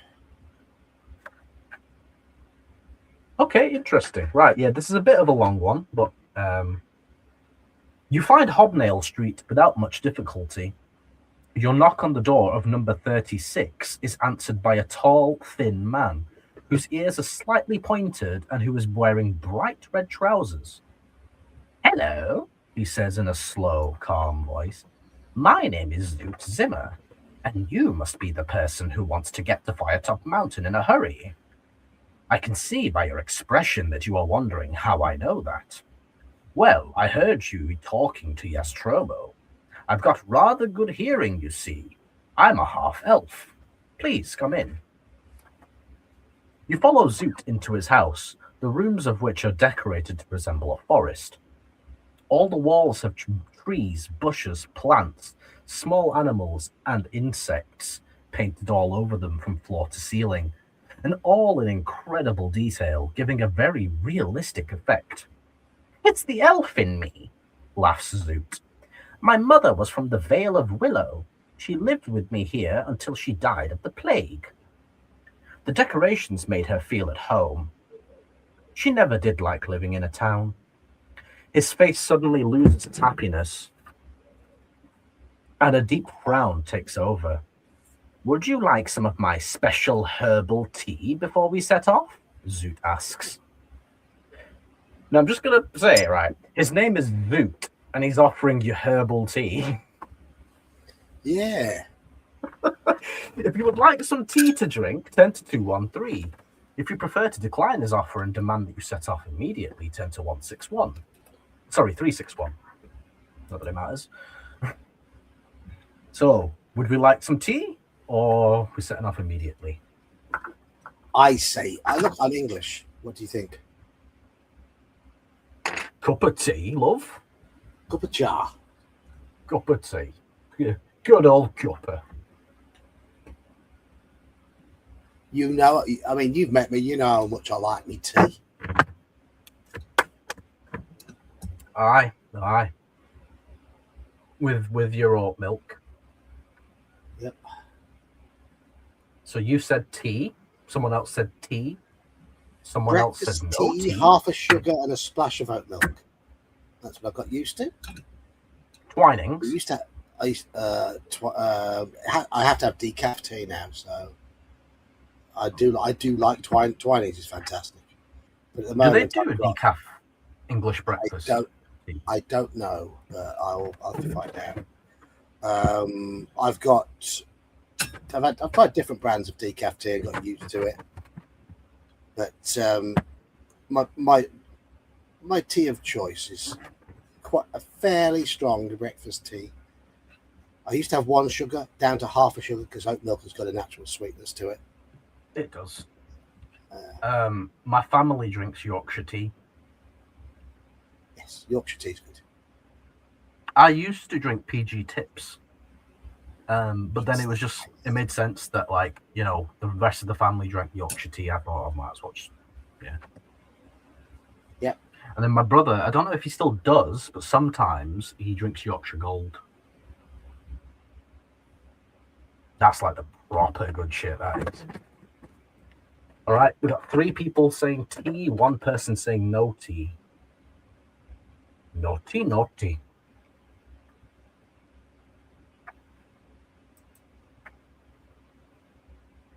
Right, tea it is. Thank you, chat. Nice cup of tea. Nice cuppa. I'm sure we can trust him. What reference was it? 2-1. We were sent here by Yastromo, who's a good guy, so... The actual Yastromo is, not the doppelganger. Not a doppelganger, no. Nice. The green tea has a distinctive peppermint flavor, and a warm glow runs through your body. It also has secret healing properties. Regain 2 stamina points. Don't need to. After drinking up your tea, you follow Zoot into a courtyard at the back of the house. You watch him crane his neck into the sky and let out a high-pitched whistle. Moments later, you make out a speck in the sky. It grows bigger as it glides down effortlessly towards you. It is a huge, beautiful eagle, its feathers magnificent shades of golden brown. With its wings still outstretched, it lands unconcernedly in the courtyard. Turn to 71. Golden brown, texture like sun. There's me down. Okay. The giant eagle appears to be completely unperturbed when Zoot fixes a harness and a 2-man saddle across its back. When he has finished the job, Zoot turns to you and says, "Don't even think about offering me payment for this trip. I just want my mother to be avenged, as I'm convinced that this terrible plague which has destroyed Card is of Zagor's doing. Come on, climb aboard." You do as Zoot asks, and with a flutter of its massive wings, the eagle carries you high into the sky. Card is soon left behind, and it becomes just another small feature of the landscape beneath you. The sensation of flying is exhilarating, and for a moment you forget the dangerous task that awaits you. Zoot steers the great bird northeastwards, high above the pagan plains. For half an hour, you see no other creatures in the sky, but then your luck runs out. Zoot suddenly points towards the distant horizon, where another flying creature is coming into view. If you want to instruct him to land, turn to 240. If you'd rather order him to fly onwards towards Firetop Mountain, turn to 131. So, land or fly to Firetop? To Firetop. Fly on.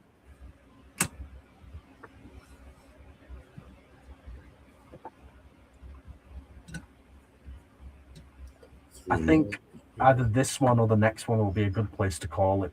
Because it seems like we're kind of at the halfway-ish point. Yeah. I think this is the one to call it, personally. But, okay. We got 2 fly on, 1 land.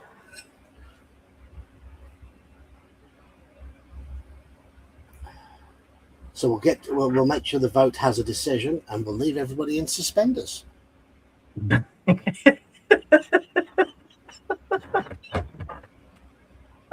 that's funny. Oh. Did you like that video I sent you was it yesterday? Yeah. I put part 2 on my list to watch. So I'll part 2 is even better. Part 2 is even better. It really. Do you know what? It was like funny, but it was like cringy at the same time. If you get what I mean. I was there like, oh, for fuck's sake, it would actually be like this as well, wouldn't it? Yes, it's yeah. It's clever though, isn't it? It's very clever. Oh. Fucking Alduin's the good guy in this game, you know? Like he's eliminating all of them. No, it's Adolfin. Oh my god. Oh yeah, it is. Yeah, you're right. Yeah, I forgot. You know. When Lydia keeps nagging you to pay respect to the flag. Yeah. Oh. That was annoying. That was really annoying. It's funny though, isn't it? It's funny. Yeah, it is funny. It's like a train wreck you can't look away from. Yes. It gets better. The next one's even better. All right, we're flying on. Okay. Turn to 131. Tell you what, read out 131 and that's where we'll stop. Well, 131 is a combat, so you can do this if you want, or we can leave it till next week. We'll do the combat and we'll end on the result. Oh, it might be a long one. There's 2 creatures. Okay. But there is some aardvark, so do this. Okay, good. Show aardvark. So, if you would rather order him to fly on towards Firetop Mountain, turn to 131. Yep, 131. As the creature becomes recognizable, a shiver runs down your spine. Cawing and screeching and gliding down on huge leathery wings is a hideous creature with a long, sinewy body and a grotesquely overlarge head. Its bird-like feet are armed with long, curved talons. Looking like a human bat, there is no mistaking the harpy. Ooh. It attacks the giant eagle, which is burdened by your weight. Right. Harpy. Don't we get a chance to do anything to it, though? Well, I'm just reading out because it's going to have some weird rules, this. Right, Harpy, skill 7, stamina 6. Giant Eagle, skill 6, stamina 11. Resolve the combat between the 2 flying creatures. If you have a steel dagger, you may throw it at the Harpy. Roll 1 die. If you roll 1 to 3, you miss. If you roll 4 to 6, you hit the Harpy and reduce its stamina by 2 points. Well, we have 3 daggers, so yes. How many do you throw? We're saving the silver dagger. I'm not throwing that. Yeah. But we've got 3 regular daggers, so you want to throw 1? Yep. All right. 4 to 6, you hit. 1 to 3, you miss. You hit. The Harpy's on 4 stamina. Okay, so Giant Eagle, stamina 6. I'll roll for us. And Harpy, skill 7. Do you want to roll for it? Yeah, beat to 10. That's a 10. That's an 11. Giant Eagle, 1 hit. 1 more hit and it's dead. So beat 10. No, it's definitely beat a 10. Giant Eagle, stamina 9. Oh no. Oh, fuck doodles. Get a 12, boy. Nope. Giant Eagle, stamina 7.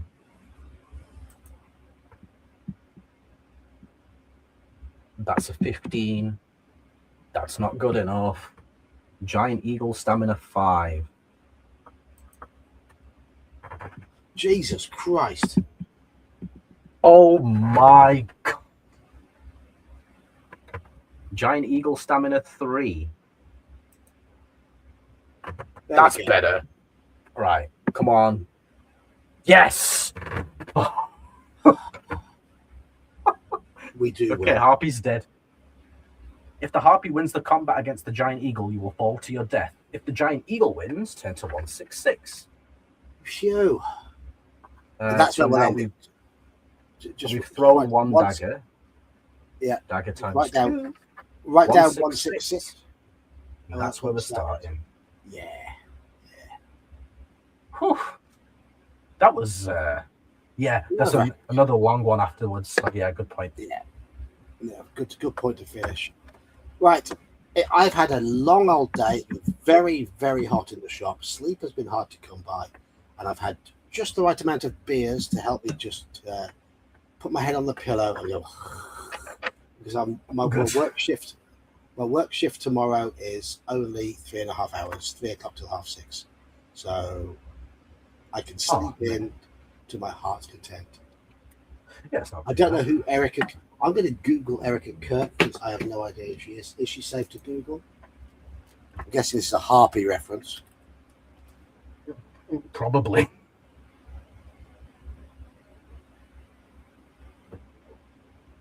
American businesswoman and podcaster. Oh, Charlie Kirk's missus. That explains a bit. I don't know anything about her, to be honest. Apart from what I've just learnt. Cheers, Andy. Cheers, Andy. Good night, mate. Cheers, Andy. Might speak to you tomorrow a bit. Right. Well, we're going to play some OSE tomorrow night when I get home from work. Indeed. So that should be fun. Thank you, chat. Thank you, Iman. And I shall see you all soon. Cheers, all. Good night. Good night.